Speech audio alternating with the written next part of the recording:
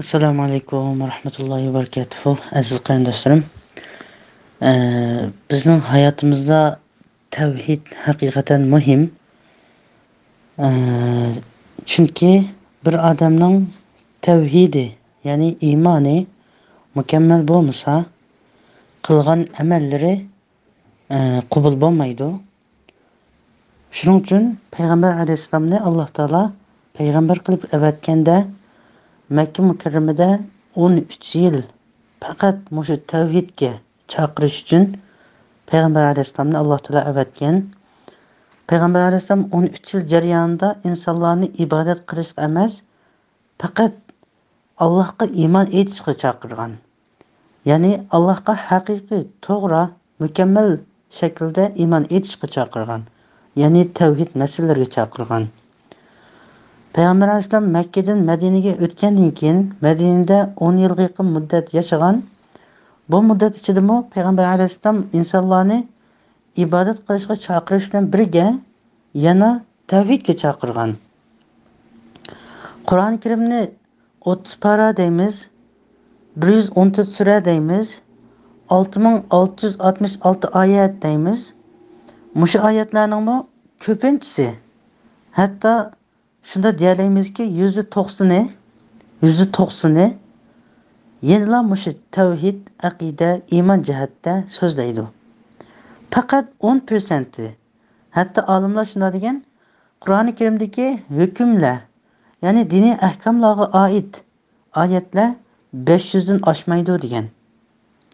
Qolgan yana 6000 oyat, 6000 dan ko'p oyat yana iymon, tavhid haqida nazil qilingan. Shunga bizning dinimizda tavhid masalasi intayin muhim. Bo'libmi hozirgi davrimizda tavhid masalasi intayin muhim. Qarindoshlarimizning, mendan boshlab hammamizning har vaqt mushu tavhid haqida kitob o'qib, tavhid haqida dars anglab turishga ehtiyojimiz bor. Shunga men xili vaqtdan beri mushu tavhid haqida kitobni ko'p o'qiyman. Sizlarni shunda o'qishga tavsiya qilaman. Hem mushu topda so'zlab bergan tavhid haqidagi darslarni yaxshi anglashinglarni, hem boshqa qarindoshlaringlarga yo'llab qo'yishinglarni umid qilaman. Hammamizga Alloh taolo manfaatlik ilm va manfaatlik amal ato qilsin, iymonimizni mustahkam qilsin.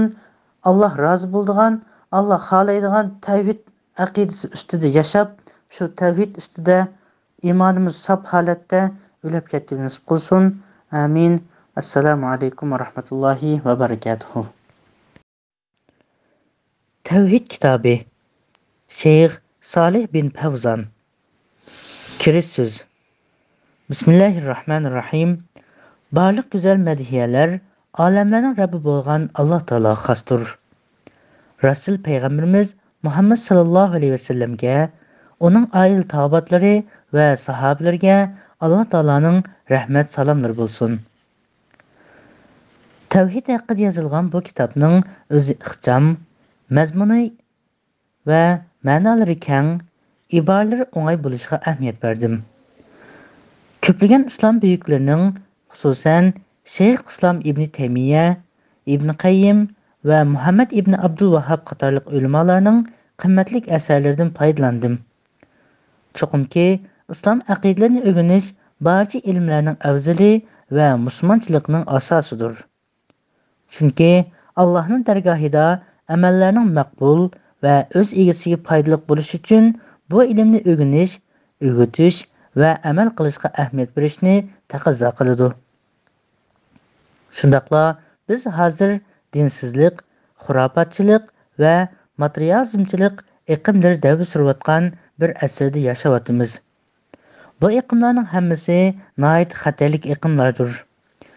Günümüzdeki Müslüman qarindoshlarimiz faqat Qur'on va sahih hadislarni asos qilgan to'g'ri aqidani o'rganish bilanla yuqorgi xatarlik iqimlarga taqobil tura oladi. Shundaqla o'zlarining e'tiqodlarini isloh qila oladi. Mana bu islom avlodlarining islomiy aqidani to'g'ri yo'sinda o'rganib yetish uchun zo'r ahamiyat berishga turtki bo'lgan sababning o'zidir. Payg'ambarimiz Muhammed sallallahu aleyhi ve sellem'ge, onun aile tabiatları ve sahabelerine Allah'ın rahmet salamdır bolsun. Salih ibn Fawzan el-Fawzan. Assalamu alaikum ve rahmetullahi ve berekatuhu. Hürmetlik aziz muhterem dini qarindaşlarım. Hazır anlaytığınla Ustaz Şeyh Salih ibn Fawzan'ın Tevhid kitabı. Şirkning türleri. Şirkning türlerini sözleştim burun. Men sizlarga akşam deb o'tgan shirk deganning qisqacha ma'nosini so'zlab o'tmoqchi. Shirk deganimiz ibodatni Allohning g'ayriga qilish degan bo'ladi. Undaq bo'lsa, ibodat degan nima? degan vaqtimizda ibodatning tunishtirilishi shu. U Allah subhanahu va taolo yaxshi ko'radigan ochiq va oshkora barliq so'z va harakatlarning yig'inchoqlamasi ibodat deb ataladi. Allah taolo yaxshi ko'radigan ochiq va oshkora va yoki maxfiy bo'lsin har qanday ish harakatning hammasiga biz ibodat deymiz. Mana shu ibodatni Allohning g'ayriga qilish, Allohning g'ayrining roziligini, Allohning g'ayrining xushalligini izlab qilish nima bo'ldi ekan? Shirk bo'ldi ekan. İbadet desa bizning aqlimizga faqatlam namoz, zakat, Ramazon, haj degandek ma ishlar keladi. Albatta bularni ibodatning eng mashhuri, hammamiz biladigan ibodatlarning eng mashhuri va eng Alloh yaxshi ko'radigan amallar. Namoz, ro'za, zakat, haj, jihad va shunga o'xshash. Ammo ibodat degan vaqtimizda Alloh yaxshi ko'radigan har qanday ochiq, oshkora, maxfiy so'zlar, harakatlar hammasi Alloh yaxshi ko'radigan ibodat bo'ladi. Endi asli darsimizga kelsak, bugun shirkning turlarini so'zlab o'tamiz. Shirk cho'ng jihatdan ikkiga bo'linadi. Birinchisi cho'ng shirk, ikkinchisi kichik shirk. Cho'ng shirk sahibini dindan chiqaradigan, agar tövbe qilmay o'lib ketsa, abadiy do'zaxda qilishiga sabab bo'ladigan shirk bo'lib, u tuvandikicha. Allohning g'ayridan madad so'rash, kasallarga shifolik tilash, ya'ni boshqalardan. Allohdan emas, boshqalardan kasallarga shifolik tilash albatta sabab qiladi. Shu sababdan yana Allah izn bermasa, shu sababmi paydo qilmaydi deb e'tiqod qilish lozim. Shuningdek, masayiqlardan yaxshilik kutib, ularga qurbonlik qilish, avliyolarning roziligini ko'zlab, ularga atab nazr o'tkazish, o'lib ketganlardan hojatlarini so'rash, jin shaytonlarning biroz ziyon zahmat yetkazishdan qo'rqish. Jin shaytonlar Allohning iznisiz hech kimga ziyon yetkazolmaydi. Solih kishilarning mazorlariga borib hojatlarini ulardan tilash, Allohdan boshqasiga hech kishi vujudiga chiqarishga, Allohdan boshqa hech qanday bir kishi vujudga chiqarishga qodir bo'lolmaydigan ishlarni, maxluqdan umid qilish qatorliq ishlarni o'z ichiga olgan ishlarning hammasi cho'ng shirk bo'ladi. Alloh taolo Qur'oni Karimda mundaq degan: ular, ya'ni mushriklar, Allohni qo'yib o'zlariga foyda ziyon yetkazolmaydigan narsalarga cho'qinadi.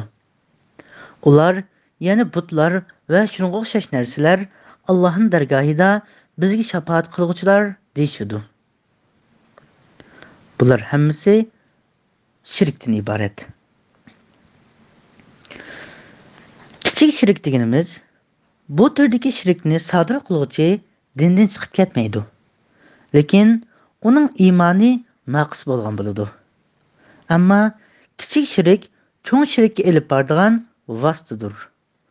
Bu ikki turlik bo'lib, ya'ni bu kichik shirkmi ikki turlik bo'lib, biri ochiq shirik, yana biri yushirin shirik, maxfiy shirik.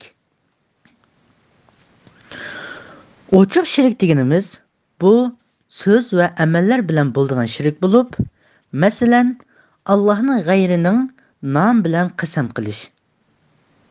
Ya'ni Alloh bilan qasam qilaman deganning o'rniga Qur'on bilan qasam qilaman, osmon bilan qasam qilaman yoki onam bilan qasam qilaman yoki ayolim bilan qasam qilaman degandek Allohning g'ayri bilan qasam qilish. Bu so'z orqali sodir qilingan shirkdir. Bu haqda Payg'ambar alayhisalom mundaq degan: Kimki Allohdan boshqasining nomini tilga olib turib qasam qildi ekan, u Allohga shirk keltirgan bo'ladi degan. Va yana Alloh xolidi va siz xoldingiz deganga o'xshash so'zlarni qilish. Sahobalardan biri bu gapni qilganda Payg'ambar alayhisalom uniga mundaq degan: Meni Alloh bilan teng o'rinda qo'yayotamsan? Faqat Alloh o'zi xoldi degan. Shuningdek, agar Alloh va siz bo'lmagan bo'lsangiz, munda ishlar bo'lib ketadi deyishmi yuqoridagi shirkka kirdi. Bu so'zlarning to'g'risi mundaq: Alloh xolisa, ondan keyin falon xolisa.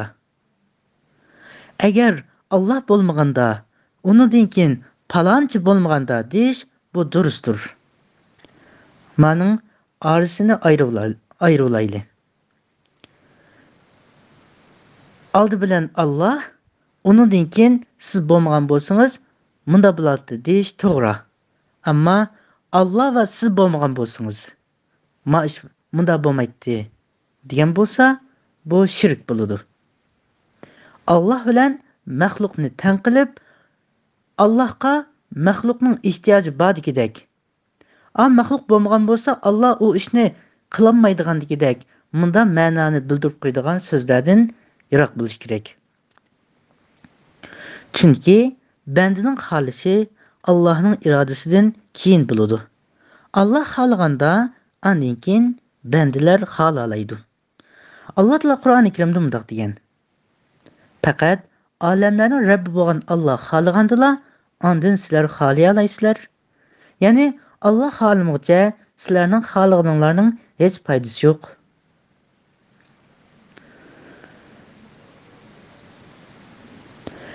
Ammo amal bilan bo'ladigan shirik ko'z tegmasin degan umid bilan tumor va ko'z munchoq esish qatorli ishlar. Bu ishlarmi amallar bilan qiladigan shirik bo'ladi.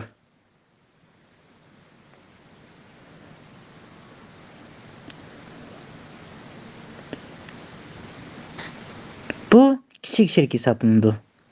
Ammo mazkur narsalarni balo qazo va ko'z yeyish qatorliq kelishmasliklarni bevosita to'sib qoldi deb e'tiqod qilsa, bu Allohning g'ayridan umid qilganlik bo'lib, cho'ng shirk hisoblanadi. Ashu esib qo'ygan tuma va uningda boshqa narsalar meni shunda ishlardan saqlab qoladi deb e'tiqod qilgan bo'lsa, bu odam Allohga shirk keltirgan bo'ladi. Kichik shirkning ikkinchi turi yushirin shirik, ya'ni maxfiy shirik. Bular bo'lsa, amal ibodatlarni, ya'ni yuqorqi man deb o'tib ketgan Alloh yaxshi ko'radigan barliq oshkor va maxfiy bo'lgan yaxshi amallarni riyo qilish orqali, ya'ni kishilarga ko'rsatish yoki anglatish niyati bilan qilish, bu kichik shirkning ikkinchi turi, maxfiy shirkning bir xili. Har qanday bir amal ibodatga riyo aralashgan hamon shu amalning savobini butunlay bekor qiladi. Chunki riyo aralashgan amal ibodat Alloh uchun qilingan bo'lmasdan boshqalarga ko'rsatish va boshqalarning nazaridan o'tish uchun qilingan bo'lg'achqa, uning savobidan nasibasi bo'lmaydi. Alloh subhanahu va taolo o'zi uchun qilinmagan bir ibodat uchun qandoqmi savob bersin? Allah Taala Qur'oni Karimda mundaq degan: Kimki Rabbiga muloqot bo'lishni umid qildi ekan, ya'ni cho'qim men Allohga uchrashaman deb mushunda e'tiqod qildi ekan, unda odam yaxshi amallarni qilsin. Shu qilgan amalida Allohga hech kimni shirk qilmasin, faqatla Allohning rizoligini ko'zlasin degan. Payg'ambar alayhisalom sahobalarga mundaq degan: Sizlar uchun eng qo'rqadigan narsam kichik shirkdir. Degan vaqtida sahobalar u qaysi shirk ya Rasululloh degan. Payg'ambar alayhisalom u riyodur deb javob bergan. Amal ibodatlarni dunyolik manfaatlarni ko'zlagan holda qilishmi shirkning bir turi hisoblanadi. Masalan, hajga borishda, diniy ilmlarni o'rganishda va o'rgatishda, jihad qilishda, masjidlarga imomlik qilishda, sadaqa ihsonlarni qilishda va boshqa ibodatlardami mol dunyo qozonishni yoki obro'y topishni maqsad g'oya qilgan odam kichik shirkni sodir qilgan bo'ladi. Chunki yuqorqi ibodatlar faqat Alloh uchun xolis qilinadigan amallar bo'lib, ular faqat Allohning haqqidir. Bu ibodatlarni boshqalar yoki boshqa maqsad bilan qilganlar Allohga boshqalarni shirk qilgan bo'ladi. Payg'ambar alayhisalom bir hadisida mundaq degan: Oltin, kumush, pul, mol va kiyim-kechakning qul bo'lib qolgan odam xor bo'lsin. Agar uningga osoyishlik berilsa, rozi bo'ladi. Agar uning aksi bo'lsa, achchiqlanadi. İmam İbn Qayyim rahmetullah alayh o'zining Al-Javobil Kafi degan kitobida mundaq degan: Maqsad va niyatlardagi shirklar cheksiz ketgan dengizga o'xshaydi-ki, uningdan nijotlikqa chiqa oladiganlar nihoyatda oz bo'ladi. Kimki qilgan amallarda Allohdan boshqa kimsadan mukofot kutadi ekan, u shu niyat va maqsadida Allohga shirk keltirgan bo'ladi. Chunki ixlos, ya'ni so'z, harakat va maqsad g'oyalarda yolg'iz Allohni ko'zlash, uningdan boshqasini zodi ko'zlamaslik ixlos deb ataladi. Mana bu ixlos Alloh ko'rsatgan to'g'ri dindirki, Alloh bandalarini shunga buyurgan bo'lib, buningdan boshqasi qabul qilinmaydi. Ya'ni ixlos bilan qilinmagan ibodat qabul qilinmaydi. Kimki bu haqiqatdan bosh tortsa, uning aqlsizlikdan boshqa narsa emasdir. Alloh taolo Qur'oni Karimda mundaq degan: Kimki islom dinidan g'ayrini din tilaydigan, din deb e'tiqod qildigan, hargiz u kishidan uning dini qabul qilinmaydi, u oxiratda ziyon tortquchi bo'ladi. Endi cho'ng va kichik shirk orasidagi farqning qaysi ekanligini bilib baqaylik.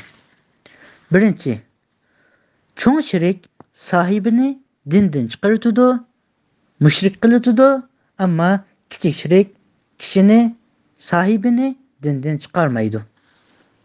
Mushrik bo'lmaydi, ammo gunohkor bo'ladi, amallari qabul bo'lmaydi. Ikkinchi, cho'ng shirkni sodir qilgan odam agar tavba qilmay o'lib ketsa, do'zax ahlidan bo'lib ketadi, ammo kichik shirkni sodir qilgan kishi Alloh xolisa kechiradi, Alloh xolisi kechiradi, xolisa azoblaydi. Uchinchi, cho'ng shirk sohibining barliq amallarini yo'qqa chiqaradi, ammo kichik shirk riyodan boshqasi amallarni yo'qqa chiqarmaydi. Riyo va dunyoviy g'araz uchun qilingan amal o'ziga tavba bo'lgan amallarni bekor qiladi, boshqa amallarni bekor qilib o'tmaydi. To'rtinchi, cho'ng shirk sohibining mali va jonining musulmon uchun halol bo'lishiga sabab bo'lsa, ya'ni unda kishining malini elib olish va u odamni o'ldirish ruxsat bo'lsa, kichik shirk o'tkazgan odamni o'ldirishga va malini elib olishga bo'lmaydi. Assalomu alaykum va rahmatullohi va barakatuh. Hurmatli aziz muhtaram diniy qarindoshlarim. Hozir anglaydiganlar ustoz Shayx Solih ibn Fawzonning Tavhid kitobi. Shirkning turlari. Shirkning turlarini so'zlashdan burun men sizlarga akşam deb o'tgan shirk deganning qisqacha ma'nosini so'zlab o'tmoqchi. Shirk deganimiz ibodatni Allohning g'ayriga qilish degan bo'ladi. Undaq bo'lsa, ibodat degan nima? degan vaqtimizda ibodatning tunishtirilishi shu. U Allah subhanahu va taolo yaxshi ko'radigan ochiq va oshkora barliq so'z va harakatlarning yig'inchoqlamasi ibodat deb ataladi. Alloh taolo yaxshi ko'radigan ochiq va oshkora va yoki maxfiy bo'lsin har qanday ish harakatning hammasiga biz ibodat deymiz. Mana shu ibodatni Allohning g'ayriga qilish, Allohning g'ayrining roziligini, Allohning g'ayrining xushalligini izlab qilish nima bo'ldi ekan? Shirk bo'ldi ekan. Ibodat desa bizning aqlimizga faqat namoz, zakot, Ramazon, haj degandek ma ishlar keladi. Albatta bularni ibodatning eng mashhuri, hammamiz biladigan ibodatlarning eng mashhuri va eng Alloh yaxshi ko'radigan amallar. Namoz, ro'za, zakot, haj, jihad va shunga o'xshash. Ammo ibodat degan vaqtimizda Alloh yaxshi ko'radigan har qanday ochiq, oshkora, maxfiy so'zlar, harakatlar hammasi Alloh yaxshi ko'radigan ibodat bo'ladi. Endi asli darsimizga kelsak, bugun shirkning turlarini so'zlab o'tamiz. Shirk cho'ng jihatdan ikkiga bo'linadi. Birinchisi cho'ng shirk, ikkinchisi kichik shirk. Cho'ng shirk sahibini dindan chiqaradigan, agar tövbe qilmay o'lib ketsa, abadiy do'zaxda qilishiga sabab bo'ladigan shirk bo'lib, u tuvandikicha. Allohning g'ayridan madad so'rash, kasallarga shifolik tilash, ya'ni boshqalardan. Allohdan emas, boshqalardan kasallarga shifolik tilash albatta sabab qiladi. Shu sababdan yana Allah izn bermasa, shu sababmi paydo qilmaydi deb e'tiqod qilish lozim. Shuningdek, masayiqlardan yaxshilik kutib, ularga qurbonlik qilish, avliyolarning roziligini ko'zlab, ularga atab nazr o'tkazish, o'lib ketganlardan hojatlarini so'rash, jin shaytonlarning biroz ziyon zahmat yetkazishdan qo'rqish. Jin shaytonlar Allohning iznisiz hech kimga ziyon yetkazolmaydi. Solih kishilarning mazorlariga borib hojatlarini ulardan tilash, Allohdan boshqasiga hech kishi vujudiga chiqarishga, Allohdan boshqa hech qanday bir kishi vujudga chiqarishga qodir bo'lolmaydigan ishlarni, maxluqdan umid qilish qatorliq ishlarni o'z ichiga olgan ishlarning hammasi cho'ng shirk bo'ladi. Alloh taolo Qur'oni Karimda mundaq degan: ular, ya'ni mushriklar, Allohni qo'yib o'zlariga foyda ziyon yetkazolmaydigan narsalarga cho'qinadi. Ular, ya'ni butlar va shunga o'xshash narsalar Allohning dargohida bizga shafaat qilguvchilar deyishadi. Bular hammasi shirkdan iborat.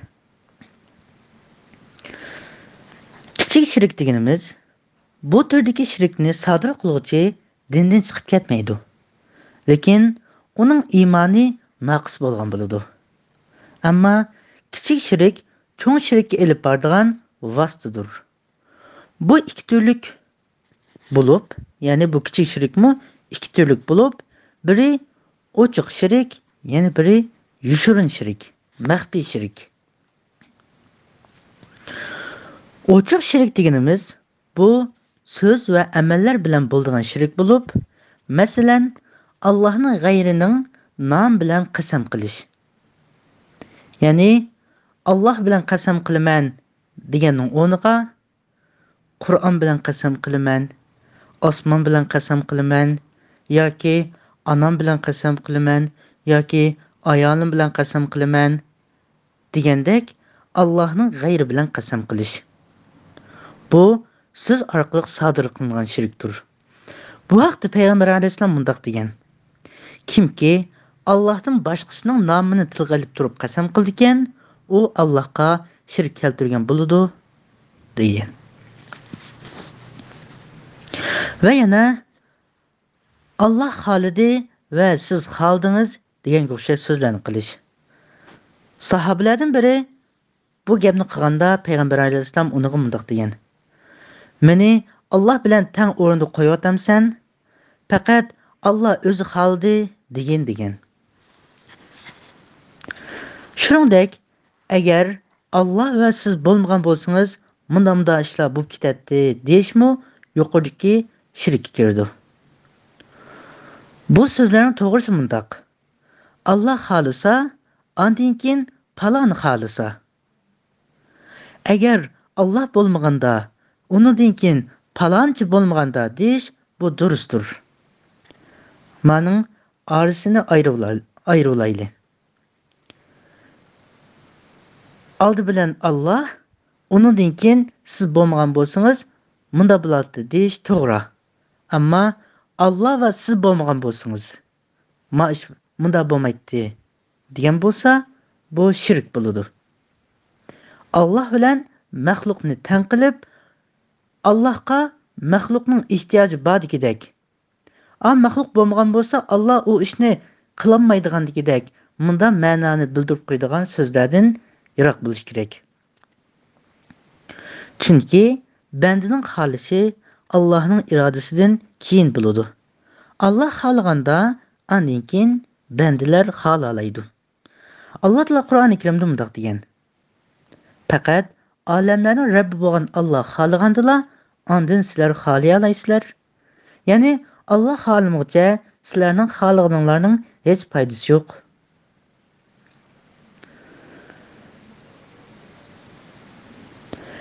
Ammo amal bilan bo'ladigan shirik ko'z tegmasin degan umid bilan tumor va ko'z munchoq esish qatorli ishlar. Bu ishlarmi amallar bilan qiladigan shirik bo'ladi.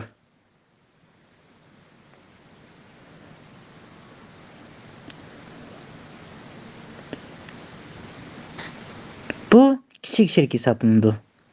Ammo mazkur narsalarni balo qazo va ko'z yeyish qatorliq kelishmasliklarni bevosita to'sib qoldi deb e'tiqod qilsa, bu Allohning g'ayridan umid qilganlik bo'lib, cho'ng shirk hisoblanadi. Ashu esib qo'ygan tuma va uningdan boshqa narsalar meni shunda ishlardan saqlab qoladi deb e'tiqod qilgan bo'lsa, bu odam Allohga shirk keltirgan bo'ladi. Kichik shirkning ikkinchi turi yushirin shirk, ya'ni maxfiy shirk. Bular bo'lsa, amal ibodatlarni, ya'ni yuqorqi mandab o'tib ketgan Alloh yaxshi ko'radigan barliq oshkor va maxfiy bo'lgan yaxshi amallarni riyo qilish orqali, ya'ni kishilarga ko'rsatish yoki anglatish niyati bilan qilish, bu kichik shirkning ikkinchi turi, maxfiy shirkning bir xili. Har qanday bir amal ibodatga riyo aralashgan hamon shu amalning savobini butunlay bekor qiladi. Chunki riyo aralashgan amal ibodat Alloh uchun qilingan bo'lmasdan boshqalarga ko'rsatish va boshqalarning nazaridan o'tish uchun qilingan bo'lg'achqa, uning savobidan nasibasi bo'lmaydi. Alloh subhanahu va taolo o'zi uchun qilinmagan bir ibodat uchun qandoqmi savob bersin? Alloh taolo Qur'oni Karimda mundaq degan: Kimki Rabbiga muloqot bo'lishni umid qildi ekan, ya'ni cho'qim men Allohga uchrashaman deb mushundaq e'tiqod qildi ekan, unda odam yaxshi amallarni qilsin. Shu qilgan amalida Allohga hech kimni shirk qilmasin, faqatla Allohning rizoligini ko'zlasin degan. Payg'ambar alayhisalom sahobalarga mundaq degan: Sizlar uchun eng qo'rqadigan narsam kichik shirkdir degan vaqtida sahobalar u qaysi shirik ya rasululloh degan. Payg'ambar alayhissalom u riyodur deb javob bergan. Amal ibodatlarni dunyolik manfaatlarni ko'zlagan holda qilishmi shirkning bir turi hisoblanadi. Masalan, hajga borishda, diniy ilmlarni o'rganishda va o'rgatishda, jihad qilishda, masjidlarga imomlik qilishda, sadaqa ehsonlarni qilishda va boshqa ibodatlardami mol dunyo qozonishni yoki obro'y topishni maqsad g'oya qilgan odam kichik shirkni sodir qilgan bo'ladi. Chunki yuqorqi ibodatlar faqat Allah uchun xolis qilinadigan amallar bo'lib, ular faqat Allohning haqqidir.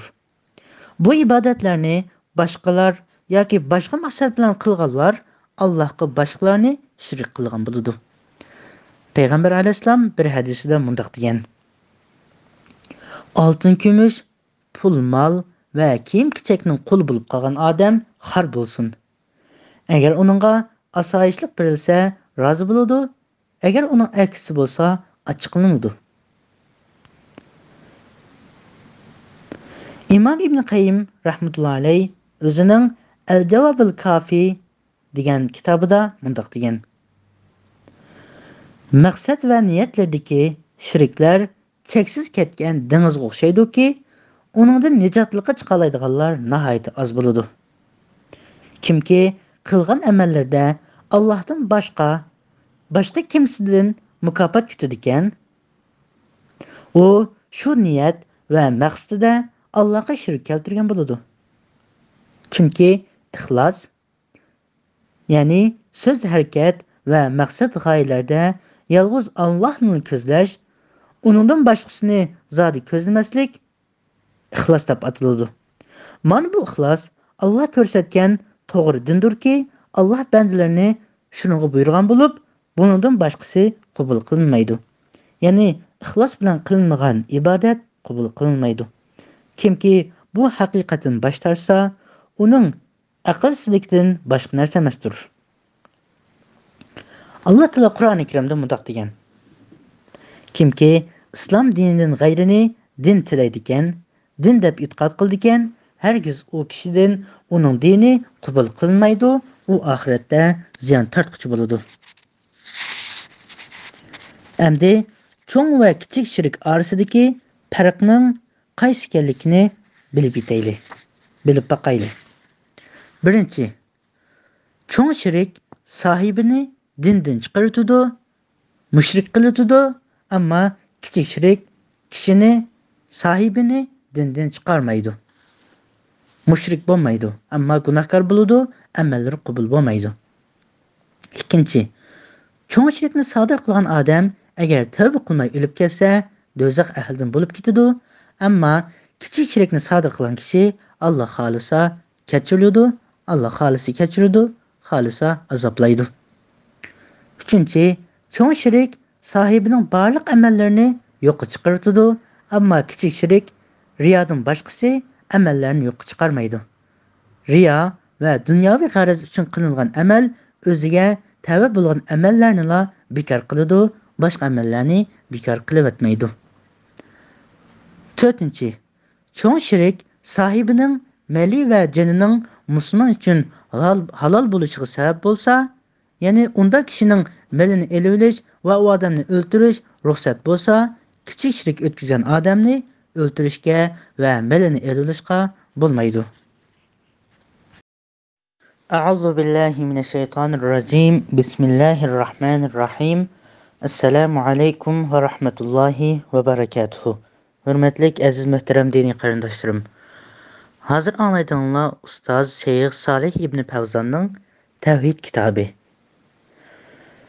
Bugun anglaydiganlar kufri va uning turlari. Kufr degan nima? Kufrning lug'at ma'nosi, ya'ni arabchada kufri degan so'z yo'rgash, yepish va yoki pardalash degan ma'nolarni bildiradi. Ammo islom dinimizda kufr degan so'z Allohga, uning payg'ambarlaridan birasiga yoki imonga munosabatlik masalalardan birarsiga inkor qilish demakdir. Kufri bo'lsa iymonning ziddidir.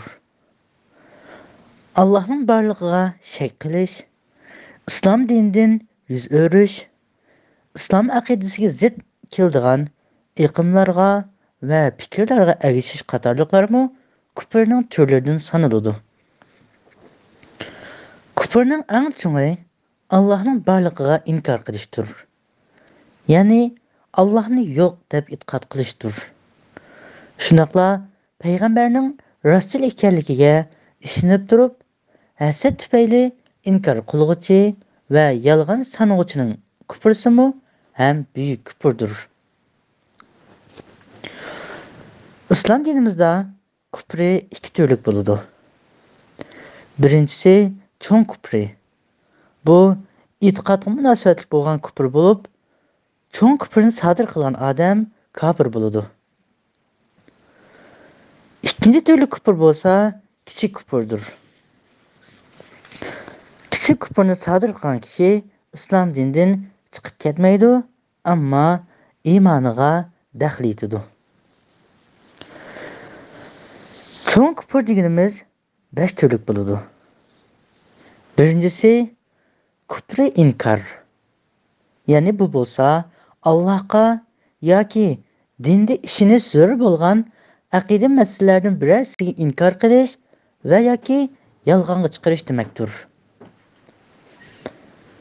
Ya'ni Allohni yo'q deb inkor qilish va yoki qiyomat yo'q deb inkor qilish, o'lgandan keyin tirilish haq va rost ekanligini inkor qilish, jannat va jahannamning bor ekanligini inkor qilish va dinimizda namoz, ro'za, zakot, hajdan iborat bu 5 asosni farz emas, yo'q deb inkor qilish qatorliqlar bu kufri inkordir. Alloh taolo Qur'oni Karimda mundaq degan: Allohga yolg'on chaplagan, ya'ni Allohni yo'q deb inkor qilgan yoki haq din kelganda, islom dini kelgandan keyin uni inkor qilgan odamdimi zolim odam bormi? Do'zaxda kofirlarga joy yo'qmi? Albatta bor. İkinci türlü kufr bo'lsa, kufri takabburdir. Bu bo'lsa, haqni bilib turib, uni e'tirof qilishdan bosh tortish demakdir. Alloh taolo Qur'oni Karimda iblis haqida mundaq degan: Allah subhanahu wa ta'ala o'z vaqtida farishtalarga mundaq degan: Odamga sajda qilinglar. Bu vaqtda iblisdan boshqa hammasi sajda qilgan.